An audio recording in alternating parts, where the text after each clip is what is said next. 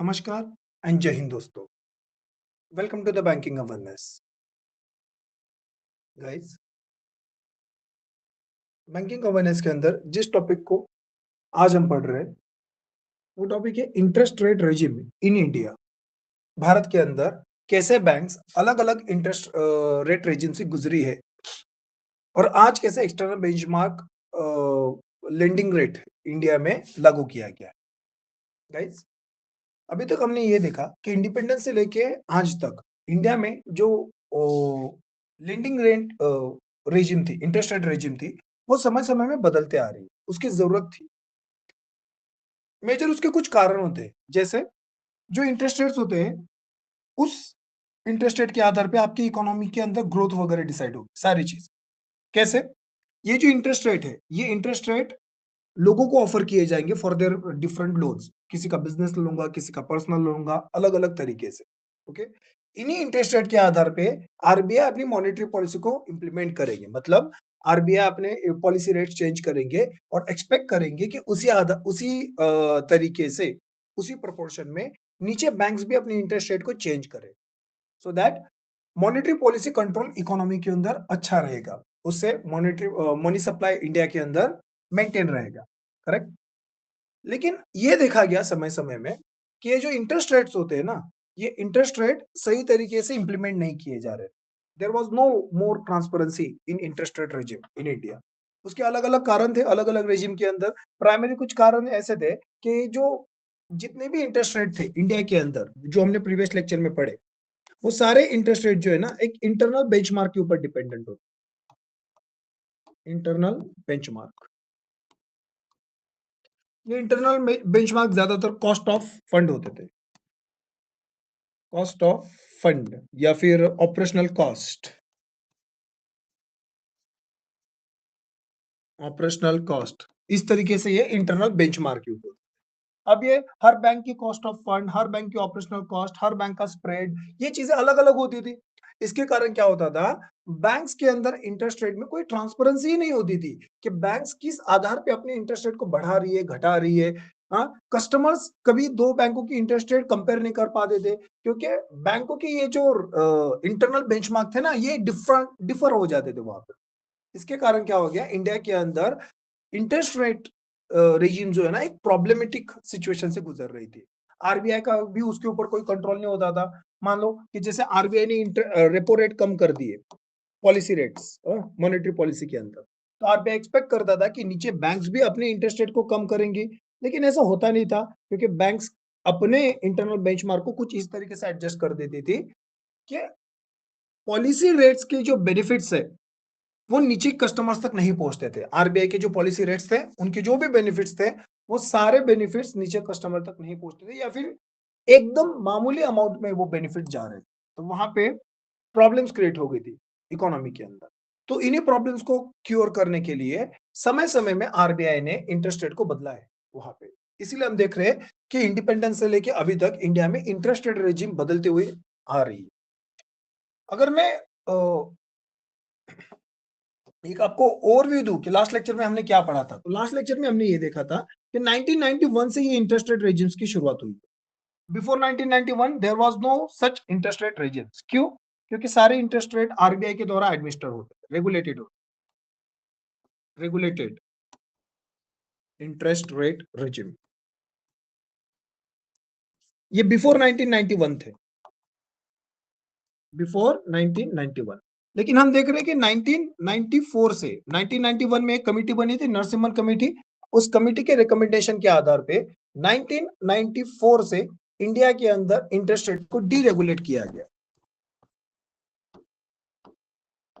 Deregulation of interest rate on the basis of Narasimhan committee.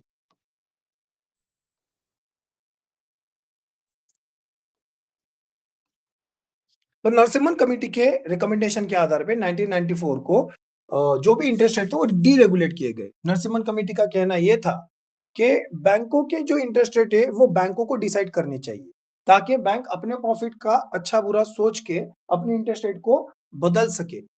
इससे bank की sustainability बढ़ जाएगी। बैंक ज्यादा प्रॉफिट कमा पाएगी और बैंक ज्यादा समय के लिए काम करेगी और बैंक के ऑपरेशंस भी बढ़ जाएंगे, बैंक फाइनेंशियल इंक्लूजन भी ज्यादा से ज्यादा कर पाएगी।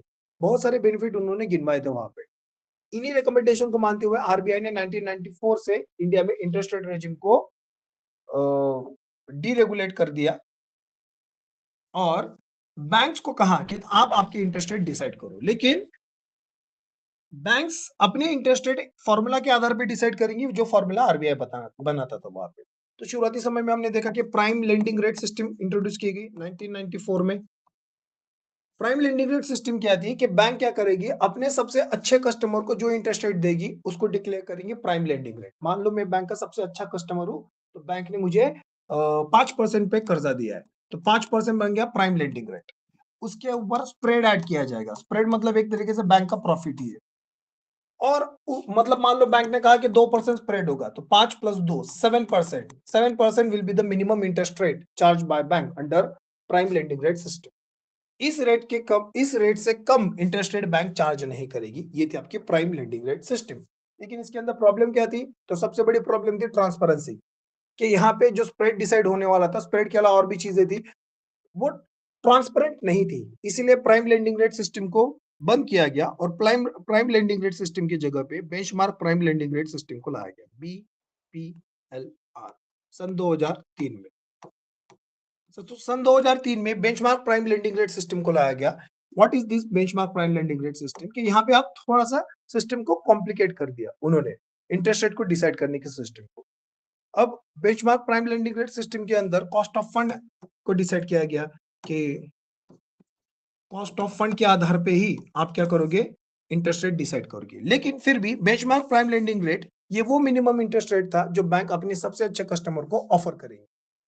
प्राइम लेंडिंग रेट का ही अपडेटेड वर्जन था ये, करेक्ट। लेकिन इसके अंदर और भी फैक्टर्स काउंट किए गए, जैसे कॉस्ट ऑफ फंड ऐड किया गया, निगेटिव कैरी ऐड किया गया, है ना, बैंक का खर्चा, बैंक का रिटर्न्स, ये सारी चीजों को ऐड करके बैंक अपने इंटरेस्ट रेट को डिसाइड करेंगे। लेकिन again same problem persist, bank की प्रॉब्लम सॉल्व ही नहीं हो रही है, that interest rate were not transparent and interest rate were not able to reflect monetary policy benefit to the customers. ये कुछ कारण थे, उसके कारण इंटरेस्ट रेट बदलते जा रहे थे। फिर हम देख रहे हैं कि बेस रेट सिस्टम के बाद जो नई सिस्टम आई उसको, sorry, benchmark prime lending rate system के बाद जो नई सिस्टम आई उसको हमने कहा base rate system.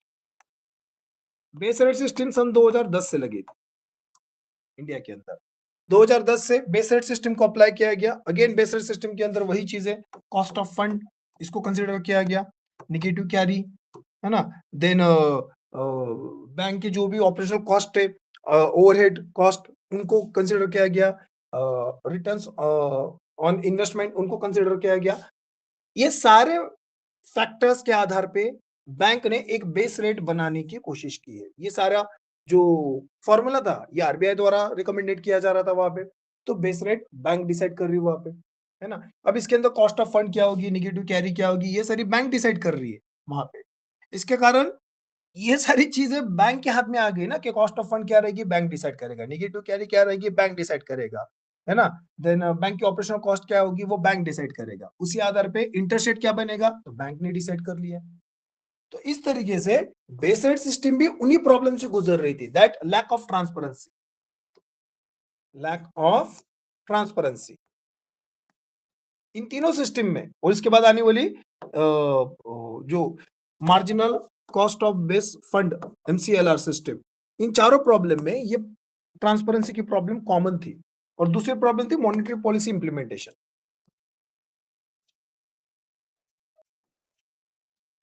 that monetary policy was not implemented effectively in these four regiments।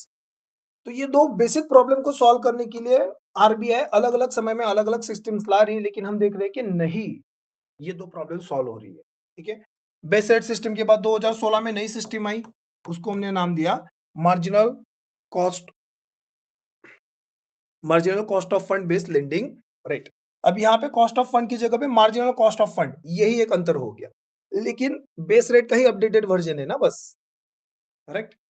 तो यहाँ पे आरबीआई क्या कर रही है कि आरबीआई नए नए फॉर्मूले बना रही है सो दैट ये दो बेसिक प्रॉब्लम्स थी ना इंडिया के अंदर, इनको खत्म कर दिया जाए, दैट ट्रांसपेरेंसी होनी चाहिए, कस्टमर्स को पता होना चाहिए कि वो जिस बैंक में जा रहे उस बैंक के इंटरेस्ट रेट कौन से मुद्दों के आधार पे डिसाइड किए गए हैं, है ना। ऐसा नहीं होगा कि बैंक ने दो कस्टमर्स देख लिए, बैंक के सामने दो कस्टमर है ए और बी, दोनों एक जैसे, मतलब क्रेडिट वर्दीनेस दोनों की एक जैसी है, लेकिन ए पुराना कस्टमर है उसके लिए स्प्रेड ज्यादा रख दिया, स्प्रेड इज हाई, और बी नया कस्टमर है तो इसको अट्रैक्ट करने के लिए स्प्रेड को कम कर दिया, तब ये तो नाइंसाफी हो गई ना, करेक्ट। तो ये समझ नहीं आ रहा था वहां पे कि ये इंटरेस्ट रेट कैसे डिसाइड किए जा रहे हैं। ओके, तो there was not much transparency in the four reasons. Monetary policy implementation के बारे में भी बात कही मैंने, that in this four system monetary policy implementation अच्छे तरीके से नहीं हो रहा था। अगर RBI reserve bank of India repo rate में 1% की कटौती कर रहा है, रिडक्शन कर रहा है, तो 1% नीचे लोगों को ट्रांसफर नहीं हो रहा था, ये it was very very less, मतलब आप पकड़ के चलो ये 0.2%, कभी कभी 0.3%, कभी 0.4%, इस तरीके से मॉनेटरी पॉलिसी ट्रांसफर हो रही, जबकि बैंकों को 1% कम किए, बैंकों ने 0.2% कम किए, 0.3%, 0.4% इंटरेस्ट रेट कम कर दिए, तो ये transfer of monetary policy benefit ये नहीं हो रहा था। तो इसलिए इन प्रॉब्लम्स को सॉल्व करने के लिए एक नई और इफेक्टिव सिस्टम की जरूरत थी। तब आरबीआई के समझ में आया इन चारों सिस्टम में, अभी तक आरबीआई जो चारों इंटरेस्ट रेट रेजिम अप्लाई कर रही थी, इन चारों सिस्टम में एक कॉमन प्रॉब्लम क्या थी, वो कॉमन प्रॉब्लम ये थी that all the system are based on internal benchmark. Internal benchmark, guys internal benchmark क्या होता है? बेंचमार्क मतलब एक आप कह सकते हो कि एक वो मिनिमम चीज होगी जिसके आधार पे मिनिमम रेट होगा, मिनिमम चार्ज होगा, जिसके आधार पे बैंक अपनी इंटरेस्ट रेट डिसाइड करेगी। अब वो जो बेंचमार्क होता था वो इंटरनल होता था, बैंक खुद सिलेक्ट करती थी इंटरनल बेंचमार्क को, जैसे कॉस्ट ऑफ फंड हो गया, स्प्रेड हो गया, मार्जिनल कॉस्ट हो गई, these are the items use for internal benchmark in banking system, है ना। तब आरबीआई ने कहा कि इंटरनल बेंचमार्क के कारण ही ये दो प्रॉब्लम सॉल्व नहीं हो रही, तो आरबीआई ने कहा कि अभी इंटरनल बेंचमार्क नहीं, अब जो सिस्टम चलेगी वो एक्सटर्नल बेंचमार्क के आधार पे चलेगी। Now the new system introduce external benchmark. RBI ने कहा 2019 के बाद, 2019 after 2019 reserve bank of India ने एमसीएलआर सिस्टम को बंद कर दिया और एमसीएलआर सिस्टम की जगह पे नई सिस्टम इंट्रोड्यूस की, उसको उन्होंने कहा एक्सटर्नल बेंचमार्क सिस्टम या फिर external benchmark of interest rates. तो एक्सटर्नल बेंचमार्क क्या है? अब बैंक अपने कॉस्ट ऑफ फंड वगैरह वगैरह इन चीजों के आधार पे नहीं, किसी एक एक्सटर्नल बेंचमार्क के आधार पे अपने इंटरेस्ट रेट डिसाइड करेगी। Now what was the external benchmark that bank will choose? तो आरबीआई ने अलग अलग एक्सटर्नल बेंचमार्क को बताया गया आरबीआई के द्वारा, जैसे एक एक्सटर्नल बेंचमार्क है रेपो रेट, ये सबको पता होगा। Repo rate is also known as policy rate. Repo rate क्या है? पॉलिसी रेट है। रिजर्व बैंक ऑफ इंडिया हर 2 महीने में एक बार मॉनेटरी पॉलिसी कमेटी की मीटिंग लेती है, मॉनेटरी पॉलिसी कमेटी, ठीक है, once in every 2 month, once in every 2 month, जैसे अभी लास्ट दिसंबर में हुई। ओके, 2 महीने में एक बार जब मॉनेटरी पॉलिसी की कमेटी की मीटिंग होती है तब उस मीटिंग के अंदर रेट्स डिसाइड किए जाते हैं। जो सबसे इंपॉर्टेंट रेट है वो है रेपो रेट, उसको पॉलिसी रेट कहते हैं। सारे इंटरेस्ट रेट अलग अलग, जैसे marginal standing deposit facility, then आपके बैंक रेट्स हो गए, एमएसएफ मार्जिनल स्टैंडिंग फैसिलिटी हो गई, ये सारे रेट्स पॉलिसी रेट से ही जुड़े होते हैं। ओके, इसलिए मॉनेटरी पॉलिसी कमेटी के अंदर पॉलिसी रेट्स को डिसाइड किया जाता है। अभी के लिए दिसंबर 2024 की अगर मैं बात 2023 की अगर मैं बात करूंगा, तो इंडिया में पॉलिसी रेट 6.5% डिसाइडेड है, मतलब रेपो रेट कितने हैं इंडिया में अभी? 6.5%। ओके, आरबीआई ने कहा कि सारे बैंक्स पॉलिसी रेट्स का यूज कर सकते हैं अपने इंटरेस्ट रेट को डिफाइन करने के। तो मान लो स्टेट बैंक ऑफ इंडिया है, अब स्टेट बैंक ऑफ इंडिया अपने इंटरेस्ट रेट को डिसाइड करने के लिए पहले रेपो रेट को कंसिडर करेंगे, तो they will consider repo plus, फिर उनका वो जो भी ऑपरेशनल कॉस्ट है या फिर जो स्प्रेड है उसको कंसिडर करेंगे, करेक्ट। ये दो सबसे इंपॉर्टेंट फैक्टर्स होंगे जो किसी भी बैंक का इंटरेस्ट रेट डिफाइन करने में मददगार होंगे। अब यहाँ पे ये जो रेपो रेट है ना, ये एक बेंचमार्क की तरह काम कर, करेक्ट। अब मान लो अभी के लिए 6.5% का आपके पास रेपो रेट है, बैंक ने डिसाइड किया 2.5% का स्प्रेड। स्प्रेड क्या होता है गाइस, मैंने पहले भी समझाया कि मान लो बैंक डिपॉजिट एक्सेप्ट कर रही है, बैंक इज एक्सेप्टिंग डिपॉजिट, और डिपॉजिट के अगेंस्ट में बैंक क्या देगी, इंटरेस्ट। अगर इंटरेस्ट रेट बैंक ने डिपॉजिट के अगेंस्ट में दिया है 5%, अब ये डिपॉजिट भी हो सकते हैं या फिर बैंक ने कर्जा लिया है, लोन, लोन के ऊपर बैंक ने इंटरेस्ट दिया है, करेक्ट, तो वो 5% दिया है। बैंक ने यही पैसा किसी को लोन में ऑफर कर दिया, कर्जे पे दे दिया, करेक्ट, तब सामने वाला पर्सन बैंक को इंटरेस्ट देगा। तो बैंक ने रिसीव किया इंटरेस्ट रेट मान लो 10%, तो this 10% which received minus 5% which was given by the bank, इन दोनों के बीच का डिफरेंस आएगा आपका 5% हमारे एग्जांपल में, और ये 5% बन गया स्प्रेड। उसी तरीके से यहाँ पे हमने 2.5% लिखा, ओके। तो मान लो बैंक ने डिसाइड किया कि उनका स्प्रेड 2.5% होगा, तो ये कितना हो गया, कुल मिला के आपका 9%। तो near around 9% will be the state bank of India interest rate for the customers, okay. अब मान लो दिसंबर की मॉनेटरी पॉलिसी में 6.5%, जनवरी फरवरी की मॉनेटरी पॉलिसी आ गई, तो फरवरी की मॉनेटरी पॉलिसी में 2024 की मॉनेटरी पॉलिसी में आरबीआई ने डिसाइड किया that repo rate will be bring down, तो आरबीआई ने रेपो रेट कम करते हुए 5% कर दिया फॉर एग्जांपल। तब स्टेट बैंक ऑफ इंडिया की जो इंटरेस्ट रेट होगी ना, वो भी चेंज हो जाएगा सडनली। क्यों? अब जबकि रिजर्व बैंक ऑफ इंडिया ने रेपो रेट को कम कर दिया है 5% के ऊपर, तब यहां पे ये 6.5% नहीं होगा, ये होगा 5%, और उनका स्प्रेड होगा 2.5%, करेक्ट। अभी कितना, 5 और 2.5, 7.5%। अब एक बात देखो आप, जैसे ही रिजर्व बैंक ऑफ इंडिया ने अपने रेपो रेट को कम किया, सडनली कस्टमर्स के लिए इंटरेस्ट रेट भी कम हो गए ना, आई बात समझ में? इसको हम कहते हैं monetary policy transfer. External benchmark lending rate EBLR system के अंदर ये देखा गया है that in India EBLR system लगने के बाद 2019 के बाद जो भी पॉलिसी रेट ट्रांसफर है, पॉलिसी रेट बेनिफिट्स है, उनका जो ट्रांसफर रेट है वो काफी ज्यादा है, काफी ज्यादा। पहले कैसे होता था, एक डेटा मैंने पढ़ा था कि अगर reserve bank of India 100 and मतलब 1.15% के अगर रेपो रेट में चेंज कर रहा है, करेक्ट, तो 1.15% अगर रेपो रेट चेंज हुआ तो नीचे बैंक्स 0.15% ही ट्रांसफर कर रही थी। कितना? 0.15%। लेकिन जब से नई सिस्टम लगी है एक्सटर्नल बेंचमार्क, ये ओल्ड सिस्टम में, ठीक है, न्यू सिस्टम में अगर रेपो रेट 1.15% से कम हुआ है, तब नीचे वो 1% तक चेंज किया गया है। आप डिफरेंस देख सकते हो, जब 1.1% रेपो रेट कम हुआ, तब ओल्ड सिस्टम में 0.15% चेंज किए गए नीचे कस्टमर्स के लिए। न्यू सिस्टम के अंदर जब 1.1% इंटरेस्ट रेट रेपो रेट कम किए गए, तब न्यू सिस्टम मतलब ईबीएलआर सिस्टम में 1% पॉलिसी रेट बदले हैं, सॉरी 1% इंटरेस्ट रेट बदले हैं।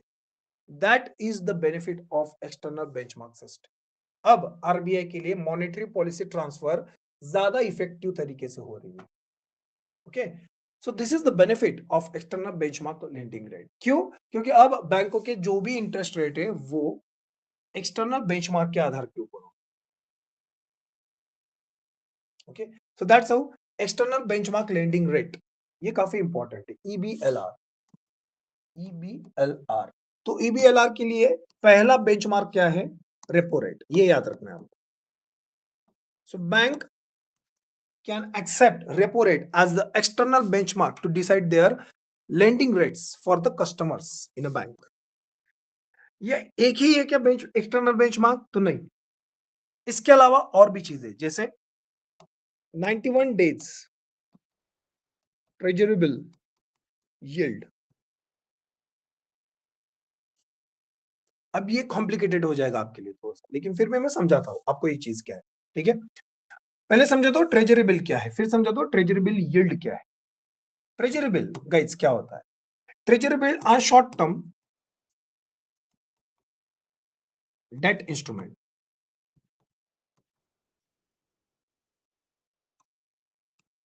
ये शॉर्ट टर्म की debt instrument, short term means what, less than 1 year,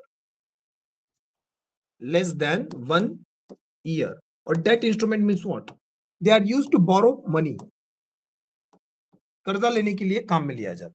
okay, what is treasury bill? Treasury bill government of India issue करती है, मतलब आरबीआई इशू करेगी on behalf of government of India. तो सरकार को जब शॉर्ट टर्म की कर्जे की जरूरत होती है तब सरकार क्या करेंगे, ये बॉन्ड्स मतलब ट्रेजरी बिल्स को मार्केट में इशू करे। तो सरकार ने 91 डेज की मैच्योरिटी, मतलब लगभग 3 महीने की मैच्योरिटी का एक बॉन्ड बनाया, उसको कहा 91 डेज मैच्योरिटी ट्रेजरी बिल, उसको मार्केट में बेचा। करेक्ट। अब यहाँ पे ट्रांजैक्शन हो रहे हैं उस ट्रेजरी बिल के ऊपर। ओके, ये जो ट्रेजरी बिल होते हैं they are zero coupon bonds.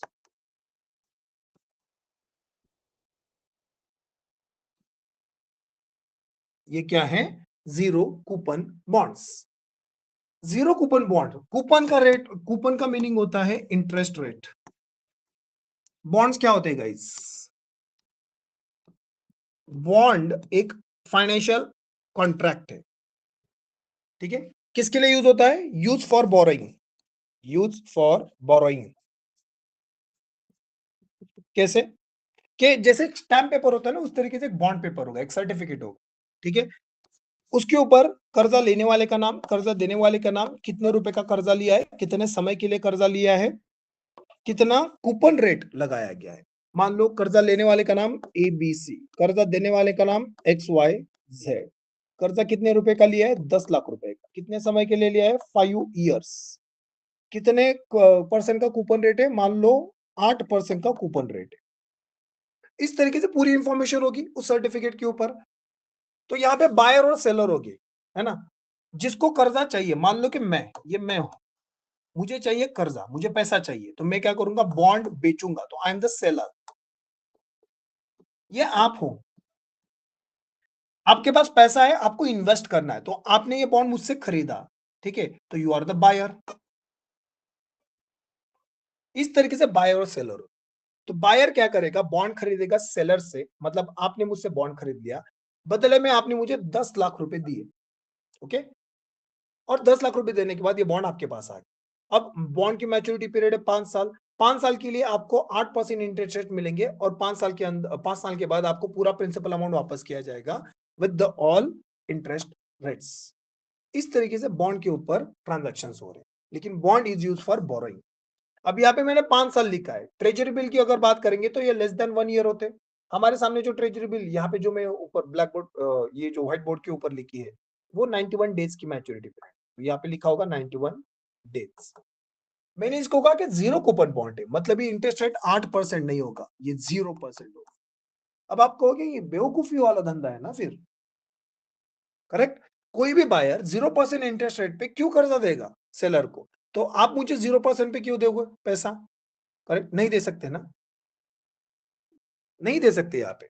तो यहाँ पे बेनिफिट क्या है बायर के लिए?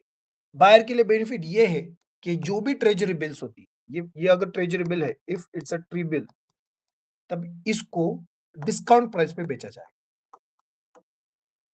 Discount price, what is discount price? मान लो कि 10% डिस्काउंट प्राइस है। ओके, जो भी नॉर्मल इंटरेस्ट रेट होते हैं उन्हीं को डिस्काउंट रेट भी माना जाता है। अगर रेपो रेट मार्केट के अंदर 10% है, 3 महीने का कर्जा अगर आरबीआई से आपको 10% पे मिल रहा है, तो ट्रेजरी बिल के ऊपर भी डिस्काउंट रेट उतना ही होगा। तो मान लो ये 10 लाख रुपए का बॉन्ड है, इसके ऊपर 10% डिस्काउंट दे दिया, तो 10 लाख रुपए और 10% कितना हो गया आपका? 1 लाख रुपए। तब आप जो बायर हो, मुझे देते समय 10 लाख रुपए नहीं दोगे, आप मुझे 9 लाख रुपए दोगे। डिस्काउंट काटा आपने 1 लाख रुपए, 10 लाख रुपए के ऊपर 9 लाख रुपए मुझे दिए।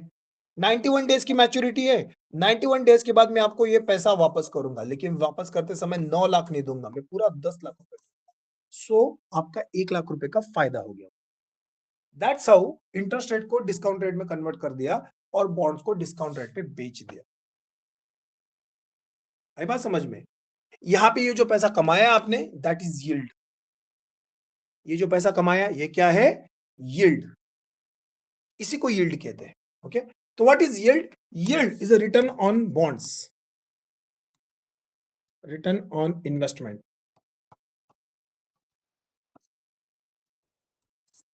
ये एक्चुअल रिटर्न होती है, रियल रिटर्न्स, एक्चुअल रिटर्न होती है। अब अभी के लिए इतना ही याद रखो, एक्चुअल रिटर्न उसको कहा जाता है। ऐसा क्यों मैंने कहा, क्योंकि इंटरेस्ट रेट जो होता है ना, वो एक्चुअली रिटर्न्स होते हैं, लेकिन कभी-कभी बॉन्ड के धंधे में क्या होता है, मतलब फाइनेंशियल इंस्ट्रूमेंट्स के धंधे में यील्ड बदलते जाता है। राइट नाउ मैं आपको एक एग्जांपल से उस चीज को समझा सकता हूँ कि मान लो फॉर एग्जांपल, ठीक है, कि एक बॉन्ड है, ट्रेजरी बिल, ठीक है, एग्जांपल ट्रेजरी बिल है, उसको 91 डेज की मैच्योरिटी के साथ बेचा जा रहा है। मैच्योरिटी पीरियड 91 मतलब 3 मंथ्स के लिए दिया गया। ट्रेजरी बिल के ऊपर जो अमाउंट है वो है 1,000 रुपए, तो 1,000 रुपए का कर्जा चाहिए। ओके, अब ट्रेजरी बिल के ऊपर इंटरेस्ट रेट नहीं होता तो डिस्काउंट रेट पे बेचेंगे, है ना। अब डिस्काउंट रेट पे बेचने के लिए इसको मार्केट में उतारा गया। ओके, तब मान लो 10% डिस्काउंट रेट पे इसको बेचा गया, तो ये मैं हूं, ठीक है, ये ए पर्सन, ये बी पर्सन। ओके, तो ए पर्सन ने ट्रेजरी बिल खरीदा बी पर्सन से। ओके, तो ए ने 10% के साथ 1,000 रुपए के ऊपर 10% मतलब 900 रुपए आपको दिए। ओके, और आपने ट्रेजरी बिल दे दिया वहां पे। लेकिन ए पर्सन को पैसे की जरूरत आन पड़ी, तो ए पर्सन ने क्या कर दिया, बॉन्ड को बेच दिया वहां पे। अब ए पर्सन के लिए यील्ड कितना था, 100 रुपीज का, करेक्ट। लेकिन ए ने सी पर्सन को बॉन्ड बेच दिया। अब व्हेन ए नीड्स मनी, ए क्या करेगा, सी को बॉन्ड बेचेगा। अब सी कहे ए कहेगा कि मैंने 900 रुपए में दिया है, बॉन्ड खरीदा है, ठीक है, बदले में 1,000 रुपए मिलेंगे। तो सी कहेगा कि मैं 900 तो नहीं दूंगा, मैं आपको कितना दूंगा, 850 रुपए, 850। तो सी 850 ए को दे देंगे और ट्रेजरी बिल सी के नाम पे आ जाएगा। अब जब सी ने 850 में ट्रेजरी बिल खरीदा है और 3 महीने के बाद जब ट्रेजरी बिल मैच्योर होगा, तब ये ट्रेजरी बिल सी बी को वापस करेगा और बदले में 1,000 रुपए ले लेगा। अब देखो गाइज यहाँ पे हुआ क्या है, अगर ए वो ट्रेजरी बिल वापस लेता तो ए का 100 रुपए का बेनिफिट होता, है ना। ए ने ट्रेजरी बिल खरीदा था बी से, तो अगर ए बी से ट्रेजरी बिल मतलब वापस देके इन्वेस्टमेंट को विड्रॉ करता तो 100 रुपए का फायदा होता, लेकिन ए को पैसे की जरूरत थी तो ए ने बीच में ही वो ट्रांसफर कर दिया सी को।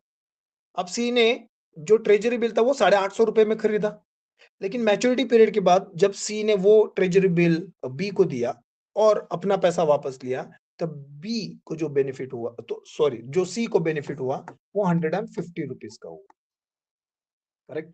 तो जिस ट्रेजरी बिल के ऊपर 100 रुपए बेनिफिट होना चाहिए था, सी को कितना हुआ है, 150 रुपए। दैट मीन्स यील्ड बढ़ गया।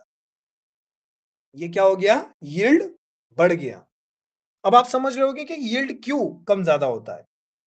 ओके, तो इस तरीके से बॉन्ड मार्केट ट्रांजैक्शन के अंदर क्या होता है कि जब सप्लाई बढ़ जाता है किसी भी चीज का, ठीक है, तो उसका यील्ड कम हो जाता है। अगर मार्केट के अंदर ट्रेजरी बिल की संख्या काफी ज्यादा हो जाएगी, तब मार्केट के अंदर यील्ड कम हो जाएगा। अगर मार्केट के अंदर ट्रेजरी बिल की संख्या काफी कम लिमिटेड होगी और बायर काफी ज्यादा होगी, तब मार्केट के अंदर यील्ड बढ़ जाएगा। बेसिकली ये जो यील्ड होती है ना, ये डिमांड के ऊपर होती है। Higher the demand higher the yield, lower the demand lower the yield. Okay, इसलिए मैंने कहा कि एग्जैक्टली ये रिटर्न्स नहीं होते, ये मार्केट ट्रांजैक्शन के ऊपर भी डिपेंडेंट। ओके, अभी के लिए इतना याद रखो कि अगर बैंक, सर, मार्केट के अंदर जो भी 91 डेज की ट्रेजरी बिल है उनके ऊपर जो भी यील्ड मिल रहा है, जो भी रिटर्न्स मिल रहे हैं, जो भी मुनाफा हो रहा है, बेनिफिट हो रहा है, that is also considered as benchmark. Okay, third इसके अंदर बेंचमार्क क्या है, 182 डेज ट्रेजरी बिल यील्ड। पहले कितना था, 91 डेज का, अभी कितना है, 182 डेज का। सेम कॉन्सेप्ट है, बस 182 डेज के मैच्योरिटी पीरियड वाले बॉन्ड्स, उनका यील्ड यहाँ पे गिना जाएगा, या फिर 91 डेज के ट्रेजरी बिल है उनका यील्ड गिना जाएगा। और चौथा है उनका, that any other benchmark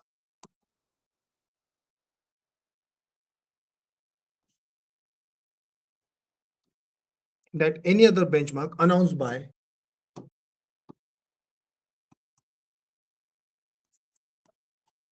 Financial Benchmark Private Limited, BFIL, financial benchmark India private limited.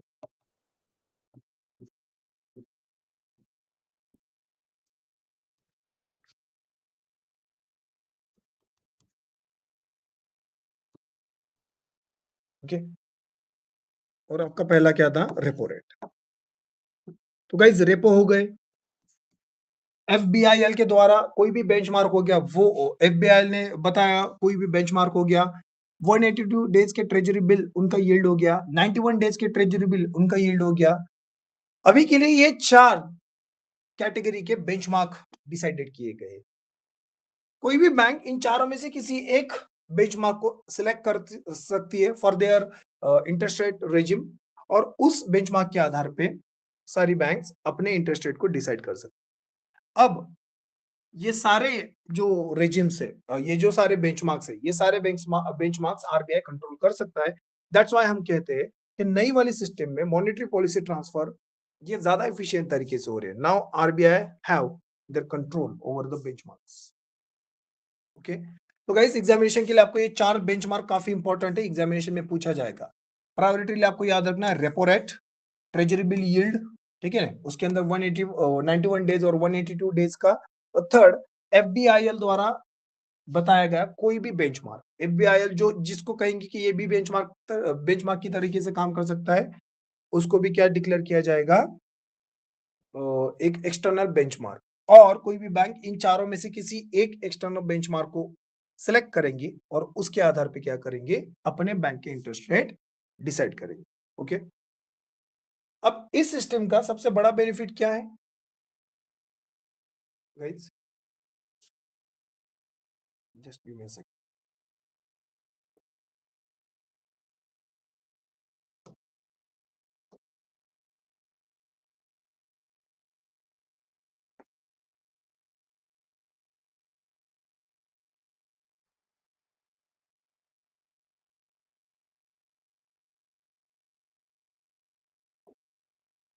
इस सिस्टम का सबसे बड़ा बेनिफिट ये है कि इस सिस्टम के अंदर मॉनेटरी पॉलिसी ट्रांसफर काफी इफेक्टिव तरीके से हो रही है। बेनिफिट्स की बात अगर हम करेंगे, इफेक्टिव मॉनेटरी पॉलिसी ट्रांसफर, ये सबसे बड़ा बेनिफिट है। तो इसीलिए आरबीआई ने external benchmark lending rate system को अडॉप्ट करवाया। Okay, benefits, so better interest rate regime, sorry interest rate transmission, ये उसका एक बेनिफिट है।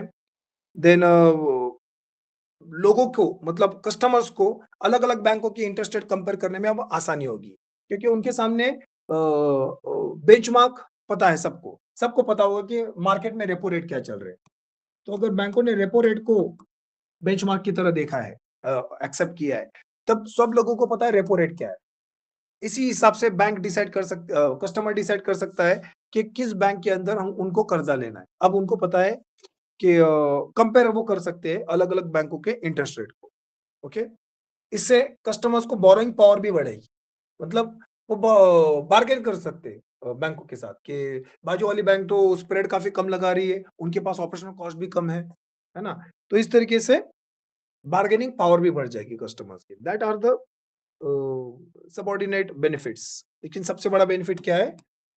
दैट मॉनेटरी पॉलिसी ट्रांसफर अब पहले से ज्यादा अच्छे तरीके से हो सकता है। ओके, इसलिए अभी के लिए external benchmark lending rate EBLR system को अडॉप्ट किया गया।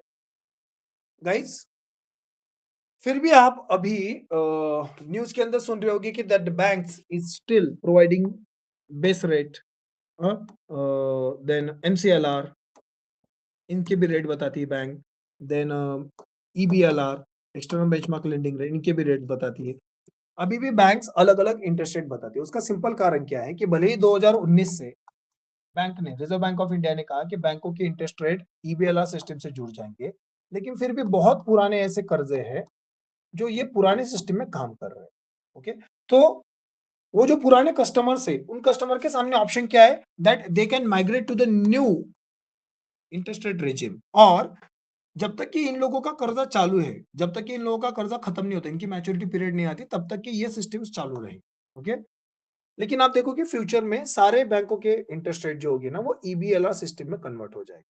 अगर ईबीएलआर सिस्टम का अगर हम यूज देखेंगे तो प्राइवेट सेक्टर की बैंक सबसे ज्यादा उसका इम्प्लीमेंटेशन कर रही है। पब्लिक सेक्टर की बैंक अगर हम देखेंगे that public sector bank are less interested in implementing EBLR system than the private sector. Private sector की बैंकों ने इनको ईबीएलआर सिस्टम को काफी अच्छे तरीके से अब्सॉर्ब कर लिया और they are implementing it is very effective. Okay, तो आयरनी है कि सरकारी बैंक ही ईबीएलआर सिस्टम को इम्प्लीमेंट करने से आनाकानी कर रही है। उसका सिंपल रीजन ये है कि जो पुरानी वाली benchmark system sorry base rate system है, एनसीएलआर सिस्टम है, वहां पे बैंकों का मुनाफा काफी ज्यादा है, प्रॉफिट बढ़ जाता है बैंकों का, है ना। क्योंकि आरबीआई ने अगर 1% इंटरेस्ट रेट कम किए तो बेस रेट सिस्टम और एनसीएलआर सिस्टम में नीचे जो ट्रांसफर रेट है वो काफी कम है। तो जो डिफरेंस आएगा दोनों के बीच में that is the profit for bank under the old regime. New regime के अंदर ईबीएलआर सिस्टम के अंदर ये प्रॉफिट कम हो जाएगा। इसलिए अपने प्रॉफिट को मैक्सिमाइज करने के लिए पब्लिक सेक्टर की banks are not very enthusiastic about EBLR system. Okay, so guys India के अंदर इस तरीके से अलग अलग इंटरेस्ट रेट रेजिम्स काम कर रहे हैं। ओके, तो गाइस इस चैप्टर के लिए इतना ही। यहाँ पे बढ़ते हैं नेक्स्ट चैप्टर की तरफ, नेक्स्ट टॉपिक की तरफ। Next topic is priority sector lending.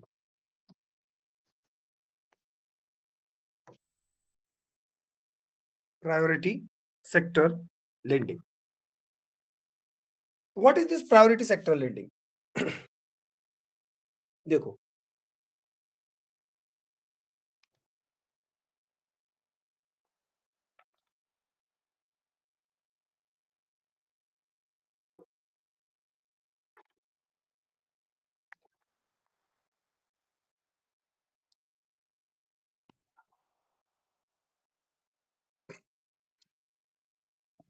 After independence guys India के अंदर अलग अलग बैंकिंग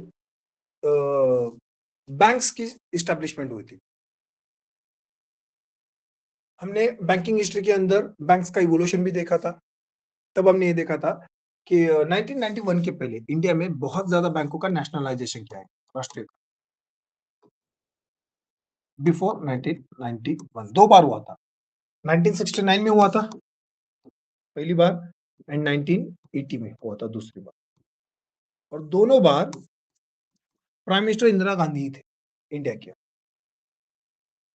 अब गाइस प्रायोरिटी सेक्टर लेंडिंग का जो आइडिया था ना वो नेशनलाइजेशन के पहले हुआ था 1966 में। 1966 में मोरारजी देसाई उस समय में फाइनेंस मिनिस्टर थे और मोरारजी देसाई जी ने प्रायोरिटी सेक्टर लेंडिंग के आइडिया को सामने लाया। व्हाट इज द पर्पस कि उस समय की जो बैंकिंग व्यवस्था थी ना, उस व्यवस्था के अंदर जो स्मॉल इंडस्ट्रीज और जो एग्रीकल्चर सेक्टर था, तो उस समय की बैंक्स इस सेक्टर में पैसा लगाने से पीछे हट रही थी। कारण सिंपल था कि ये जो स्मॉल इंडस्ट्रीज थी और एग्रीकल्चर, ये लेस प्रॉफिटिंग बिजनेस थी। स्मॉल इंडस्ट्रीज ज्यादा प्रॉफिट नहीं कमा पा रही थी उस समय में, मैं 1960s की बात कर रहा हूँ। एग्रीकल्चर सेक्टर भी ज्यादा पैसे नहीं कमा पा रहा था क्योंकि एग्रीकल्चर सेक्टर ज्यादातर प्रिमिटिव टेक्नोलॉजी से काम कर रहा था, मतलब जिसको हम कहते हैं रेन फेड एग्रीकल्चर,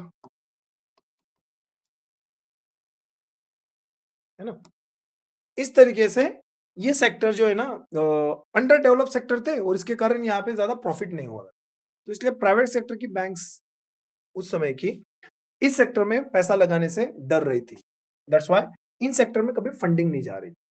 अब प्रॉब्लम ये हो गई कि जब तक कि इन सेक्टर के अंदर फंडिंग नहीं जाएगी ना, तब तक कि ये सेक्टर ग्रो भी नहीं हो पाएगी। उस समय प्राइवेट फंडिंग बढ़नी चाहिए। अगर हम 1960s की बात करेंगे, 1966 पर्टिकुलरली, ये वो दशक है जिस दशक में भारत ने दो बहुत बड़े युद्ध देखे। 1961 India Sino India war, India China war हुई थी। 1965 India Pakistan 1965 India Pakistan war हुई। तो 1966 तक इंडिया की हालत काफी कमजोर हो गई थी, इंडिया में खाने के वांदे हो गए थे। ये वही समय है एक्चुअली अगेन जिस समय में इंडिया में ग्रीन रिवॉल्यूशन की शुरुआत हुई, है ना। ये सारी चीजें एक साथ हो रही है। हम देख रहे हैं कि 1965 के बाद इंडिया में ग्रीन रिवॉल्यूशन की शुरुआत की गई क्योंकि इंडिया में खाने के वांदे हो गए थे। 1965 में लाल बहादुर शास्त्री जी उस समय के प्राइम मिनिस्टर, तो 64 और 65 में, तो लाल बहादुर शास्त्री जी ने रेडियो पे आके एक अनाउंसमेंट तक कर दी थी वहां पे। अनाउंसमेंट कुछ ऐसी थी कि वो अपने परिवार के साथ एक समय का खाना गिव अप कर रहे हैं, छोड़ रहे हैं। दिन में 2 टाइम नहीं, एक ही टाइम खाएंगे। कारण उस समय युद्ध वाला माहौल था इंडिया के अंदर, और युद्ध वाले माहौल में प्रायोरिटी दी गई थी सैनिकों को। इंडिया में इतना भी खाना नहीं था कि सबका पेट भर सके। तो इसलिए due to the food shortages वहां पे भारत सरकार ने मतलब भारत सरकार ही बोल रहा हूँ, वो लाल बहादुर शास्त्री जी ने ये अनाउंसमेंट कर दी। इतनी बुरी हालत थी। भारत अमेरिका से खाना मंगवा रहा था। अमेरिका के अंदर एक स्कीम थी वहां पे, PL 480। इस स्कीम के तहत अमेरिका से हम खाना मंगवा रहे थे, करेक्ट। लेकिन इंडिया पाकिस्तान वॉर के दौरान अमेरिका ने भी पाकिस्तान का साथ देना स्टार्ट कर दिया। तो उन्होंने इस स्कीम के तहत भारत को खाना नहीं देंगे ऐसा धमकाना शुरू कर दिया। फूड सप्लाई भी कम कर दिया था वहां पे। तो दैट्स व्हाई इंडिया प्रॉब्लम में आ रहा था। तो इंडिया की प्रॉब्लम को दूर करने के लिए ग्रीन रिवोल्यूशन का आइडिया सामने आया।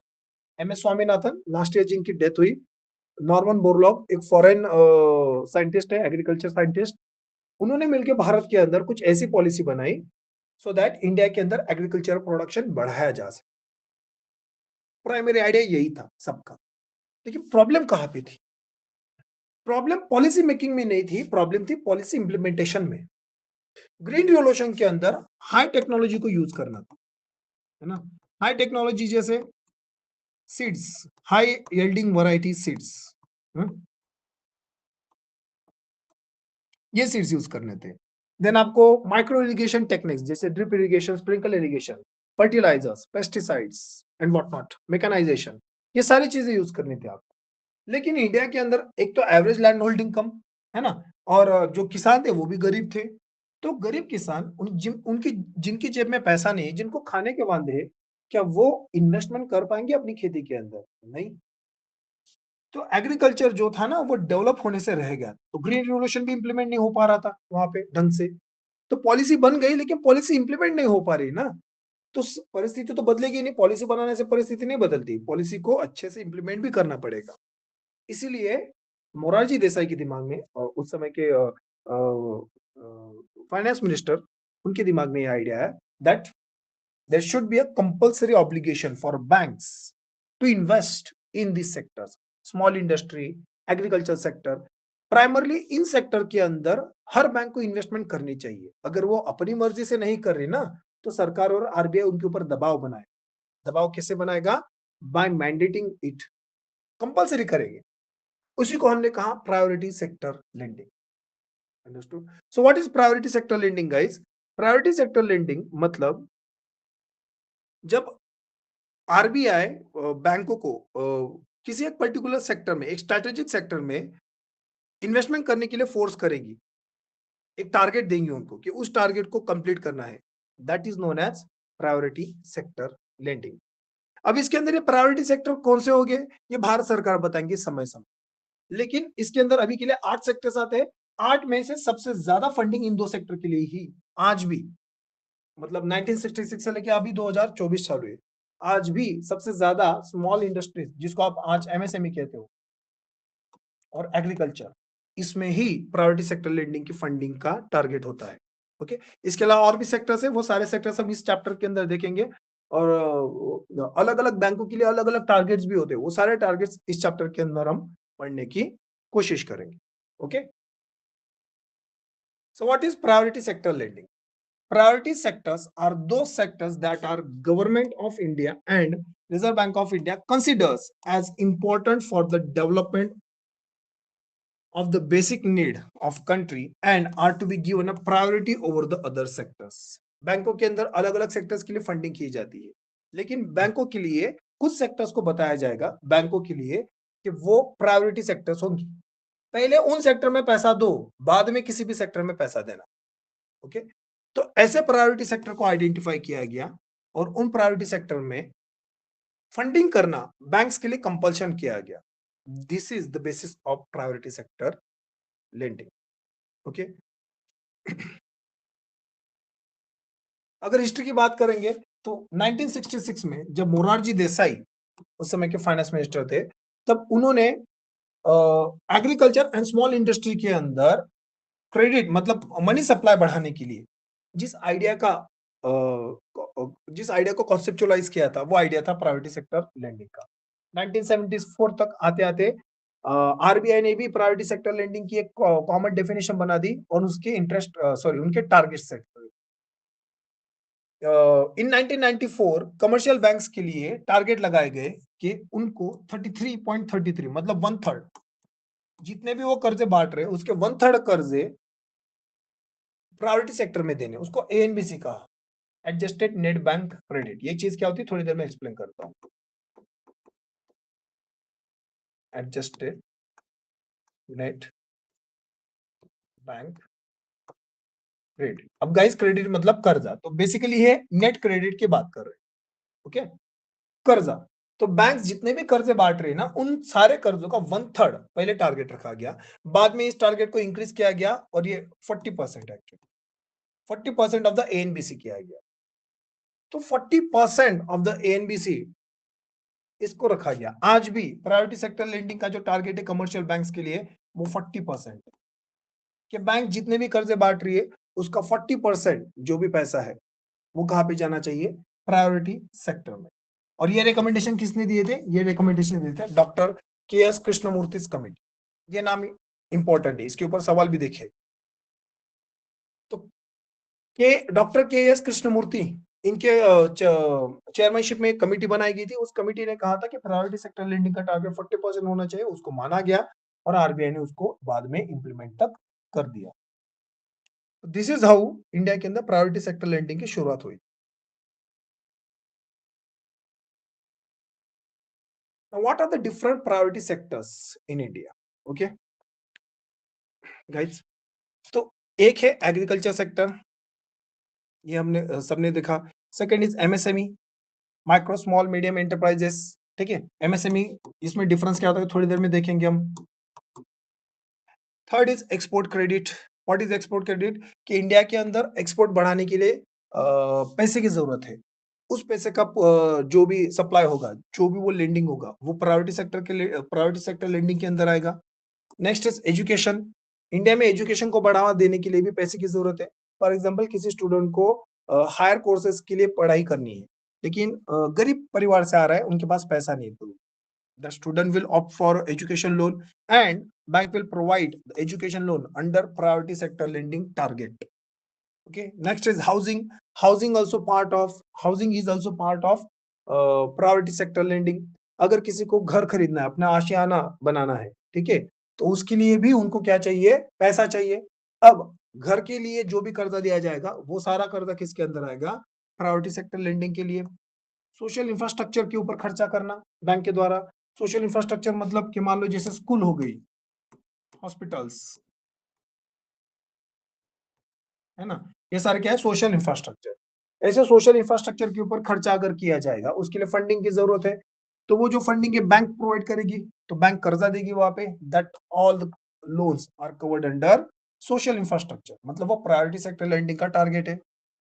रिन्यूएबल एनर्जी, ये रिसेंटली ऐड किया गया है, renewable energy. What do mean by renewable energy, कि अगर मान लो किसी फार्मर को अपने खेत के अंदर सोलर पावर प्लांट सेटअप करना है, तो सोलर पावर प्लांट सेटअप करने के लिए फार्मर को पैसा चाहिए। अब वो बैंक चले गए, बैंक के अंदर उन्होंने कर्जा मांगा, तो कर्जा मांगते समय रिन्यूएबल एनर्जी के लिए कर्जा मांगा जाता है ना, तो रिन्यूएबल एनर्जी के लिए जो कर्जा मांगा जाता है वो आएगा प्रायोरिटी सेक्टर लेंडिंग के अंदर। फिर आएगा अदर्स। अदर्स के अंदर बहुत सारे अलग अलग टाइप्स आएंगे, जैसे weaker section of the societies, है ना, तो इनको अगर कर्जा दिया जा रहा है तो वो भी वहां पे प्रायोरिटी सेक्टर लेंडिंग के अंदर आएगा। So guys, these are different categories. 1, 2, 3, 4, 5, 6, 7, 8. These are 8 different categories under which banks have mandatory target to provide lending. Okay? अब इन सेक्टर्स के बारे में और डिटेल इंफॉर्मेशन हम नेक्स्ट लेक्चर में पढ़ेंगे। Thank you.